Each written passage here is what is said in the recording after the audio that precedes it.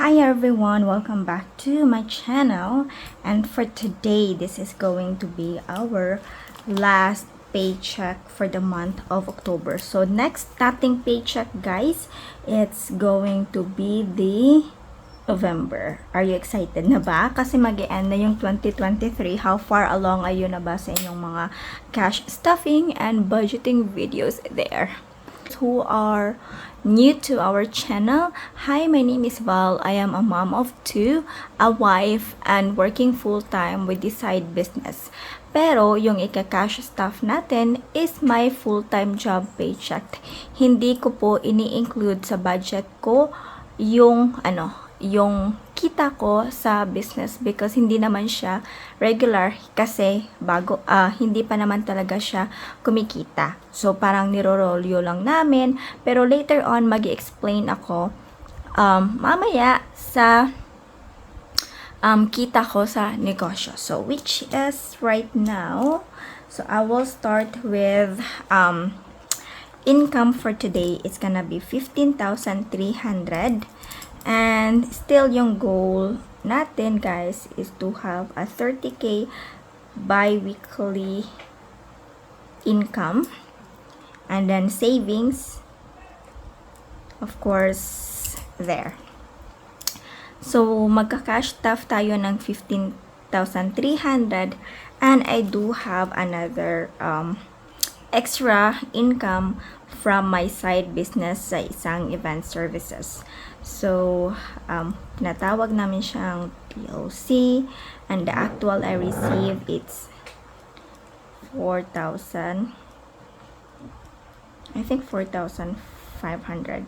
I'll check that later on. Pero nagasto ko na siya because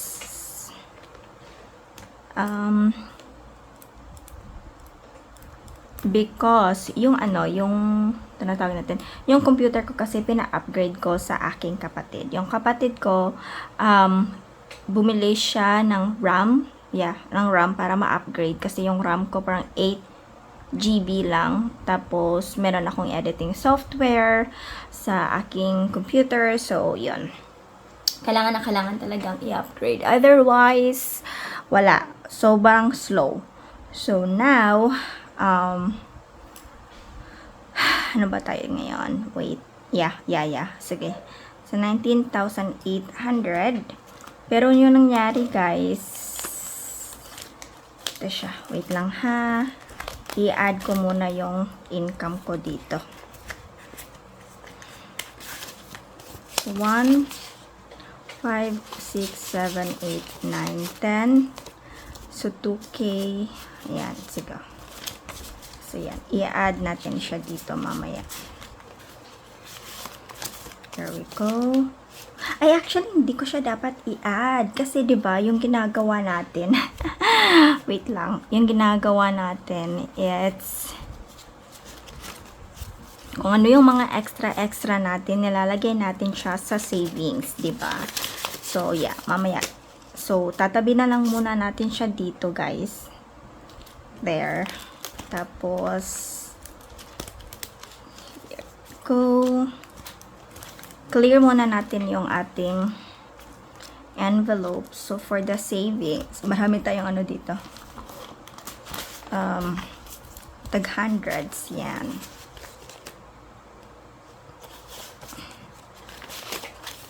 So, yan.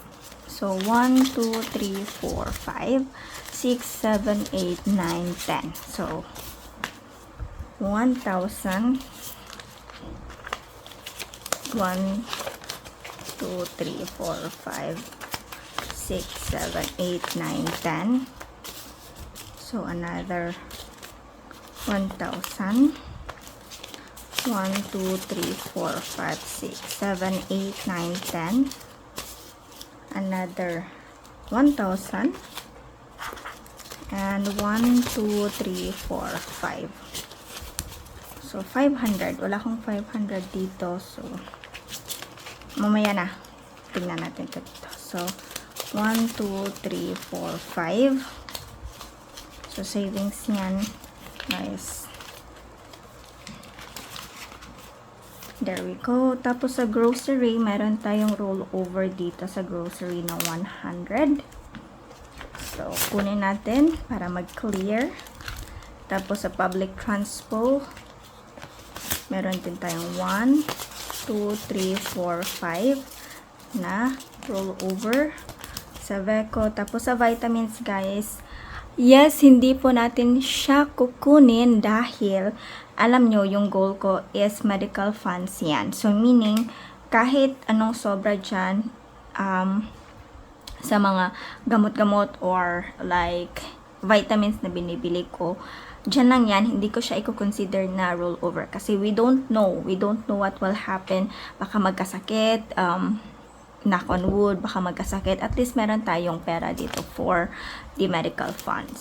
So, ito yung rollover natin from the past. So, ngayon natin. Yeah. Wait. Iano natin siya ng dalawang 500 dito para may tag 500 tayo. There we go. 1, 2, 3, 4, 5, 6. So, 2, 1. 2, 1 yung rollover natin, guys.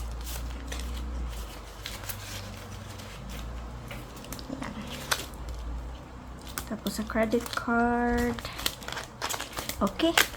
So, we will start our cash stuffing from the utang. So, yung utang natin, guys, it's 1.5. So, sa mga nakakaalam, guys, 'di ba? Sabi ko na meron akong nagasto for my kids eyeglass na 4,800 from the savings. So, slowly by slowly babayaran ko siya. So, that's 2,300. So, ay, wait. I-arrange pala natin siya, guys. Nakalimutan. There we go. Arrange natin. Para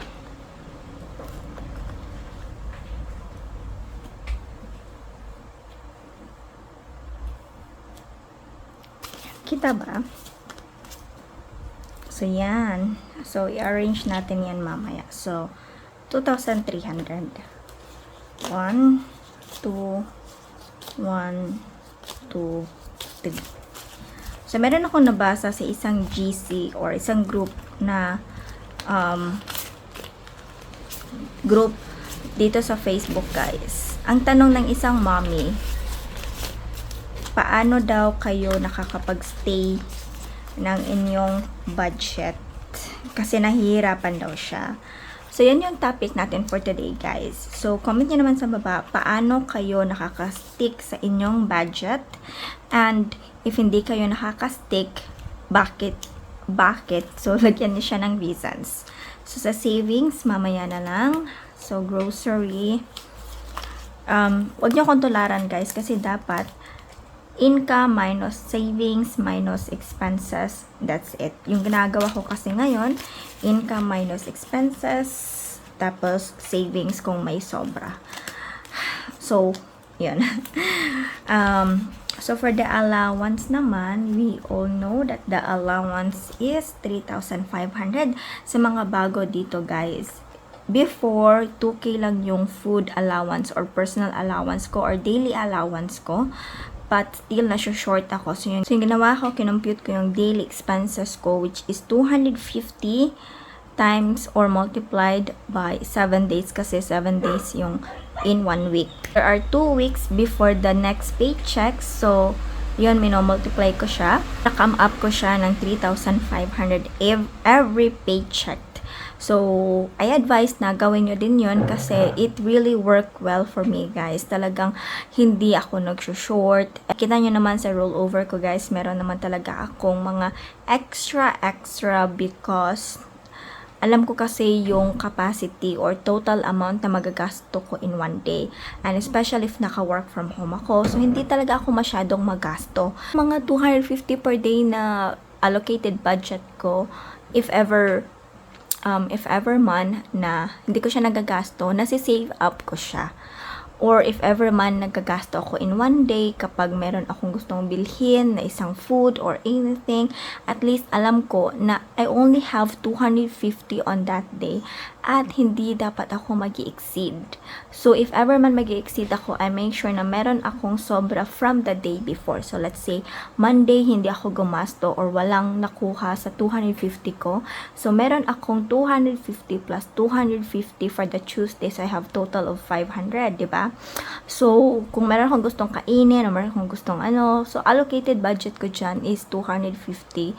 If sobra sa 250, meron akong sobra from Monday. So, ganun yung practice ko, guys. So, yan, 3,500. 1, 2, 3, 4, 5, 6, 7, 8, 9, 10. 6, 7, 8, 9, 10. So, 2,300. 1, 2, 3, 4, 5. 5. So, yan. 3,500. So 1,000. 1, 2, 3, 4, 5, 6, 7, 8, 9, 10. 2,000. 1, 2, 3, 4, 5, 6, 7, 8, 9, 10. 3,000. 1, 2, 3, 4, 5. Okay. Dito ko muna siya ilalagay sa ating allowance. And mamaya, isi-segregate natin siya. So, yan.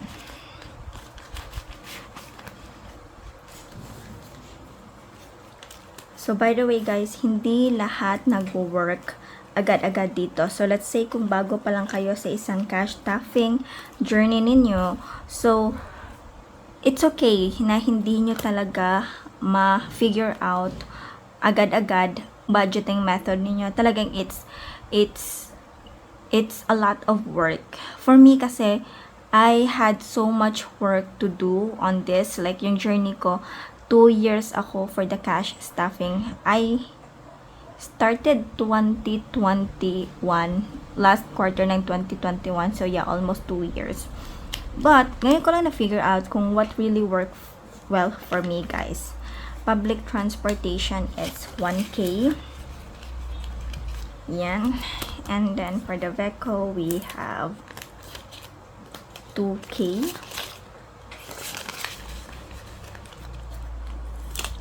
And then, for the vitamins, we have 500. There we go. And then for Momshi, yung mother-in-law ko, binibigyan ko siya ng 2K allowance for her medicine.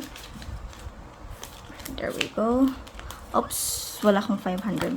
Maghanap mo na ako ng dalawang 500 dito. Guys, wait lang. Ito ng 500. Ito. Ito dalawang 500. Ayan.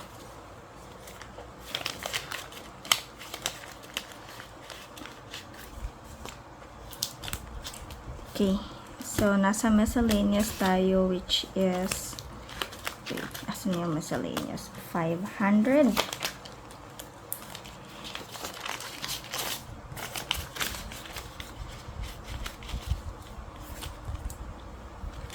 Tapos yung swimming education, yung son ko, pinapaano ko ng swimming class yan, guys. Kaya 1, 2, 3. 2,300. Tapos, sa rollover, I think that's all I have. So, meron akong 1,600 for the savings. And, of course, additional ko na tong ano ko. Ito. Yan. O, sa allowance ko siya ilalagay. 1, 2, 3, 4, 5, 6, 7, 8. Yan. Sa allowance ko siya, guys, kasi meron akong 1,000 dyan. And, where's the allowance? There we go.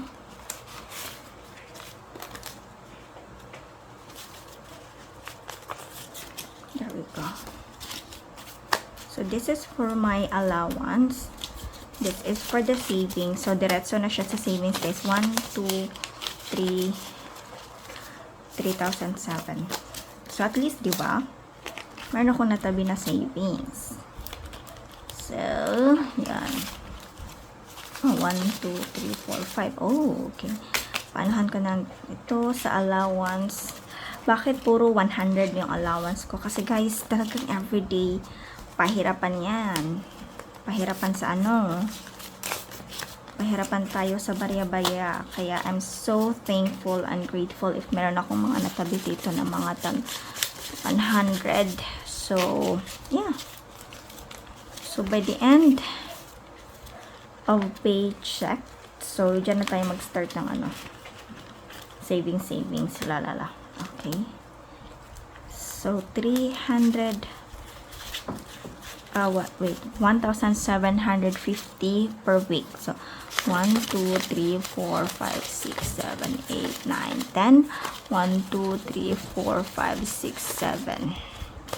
This is for my week 1, which is diretso na siya sa aking wallet dito, guys. There we go. Then 1, 2, 3, 4, 5, 6, 7, 8, 9, 10.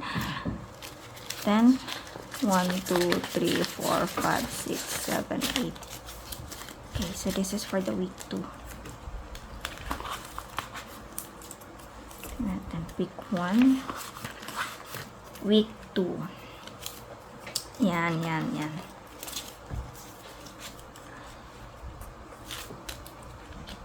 So, by the way, alam nyo naman na yung sinking funds ko that I've really saved up for is nasa CIMB account ko, guys. Bakit? Kasi malaki yung ano niya, interest. So, I mean, interest man tawag dun. Yeah, malaki yung ano, malaki yung magiging interest ng savings mo. Kaya dun talaga ako nag-save up, guys. So, yeah, I think next nito for the rollover. Yeah. Union Bank, I think I am all good. So, yung gagawin ko, I'll work behind the scene. But, that's it. Oh, hindi pala. Yung 800, balik ko pala sa ano. Ibabalik ko siya sa savings. O, diba? 1, 2, 3. Oh, marami na akong tag-hundreds dito. So, by the next time. So, 1, 2, 3, 4, 5. Yung 5,000 pala para ito sa car insurance. So, 1, 2, 3, 4, 5. 5, 1. Yung pag-save up yung sa savings ko. Ito sa car insurance. So, yan.